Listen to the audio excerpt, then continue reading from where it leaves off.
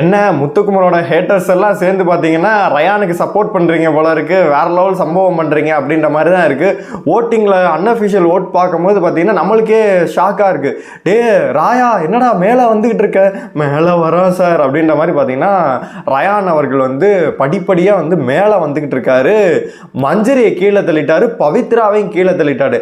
First இடத்துல பார்த்தீங்கன்னா தீபக் வந்து செம்ம ஆதரவு. அந்த ஃபேமிலி ரவுண்டு வந்த பிறகு எல்லாம் தீபக் அண்ணான்னு சொல்லி பார்த்தீங்கன்னா அவருக்கு செம்ம ஆதரவு கொடுத்தாங்க. அதாவது ஃபர்ஸ்ட் இருக்காரு, அடுத்து ராணு, அப்புறமேட்டு ஜாக்லின் அவர்கள் இருக்காங்க, அப்புறமேட்டு அருண் அவர்கள் இருக்காங்க.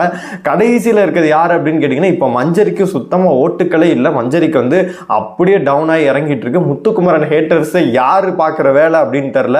ரயானுக்கு வந்து ஓட்டை போட்டு தள்ளி பார்த்தீங்கன்னா கொஞ்சம் விறுவிறுன்னு ஏற்றுறாங்க, மேலே ஏற்றி கொண்டு போயிட்டு இருக்காங்க. என்னை பொறுத்தவரைக்கும் இப்போ இன்னைக்கு புதன்கிழமையிலே பார்க்கும்போது அவர் மேலே போயிட்டாரு அப்படின்னா இன்னும் கணிசமாக ஒரு 2-2.5 நாள் இருக்கு.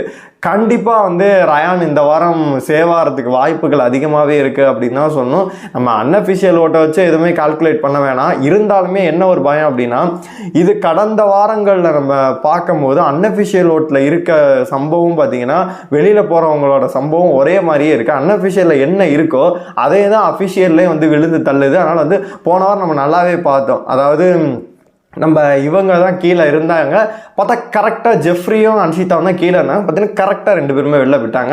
அதுக்கு முந்தின வாரங்களில் கூட பார்த்தீங்கன்னா விஜய், விஷால், சத்யா அவங்கெல்லாம் பார்த்தீங்கன்னா கணிசமான வாக்குகள் தான் வாங்கியிருந்தோம். தர்சிகா அந்த மாதிரி போகும்போது, நம்ம கவுண்டமாலை அண்ணன் போகும்போது பார்த்தீங்கன்னா கடைசியில் தான் இருந்தார், கரெக்டாக வெளில போயிட்டாரு.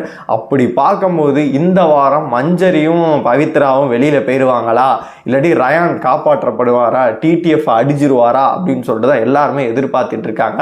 உங்களை பொறுத்த வரைக்கும் இந்த வாரம் யார் வெளியில போனா நல்லா இருக்கும் அப்படின்னு சொல்லிட்டு நீங்க நினைக்கிறீங்களோ மறக்காம கமெண்ட் பாக்ஸ்ல சொல்லுங்க. இந்த டிக்கெட் டு ஃபினாலே வந்து பாத்தீங்கன்னா செம்ம டஃபா போயிட்டு இருக்கு. இதுல வந்து யார் ஜெயிச்சு பாயிண்ட்ஸ் அடிப்படையில் பாத்தீங்கன்னா அந்த டிக்கெட்டை வாங்கினா நல்லா இருக்கும் நீங்க நினைக்கிறீங்களோ மறக்காம கமெண்ட் பாக்ஸ்ல சொல்லுங்க.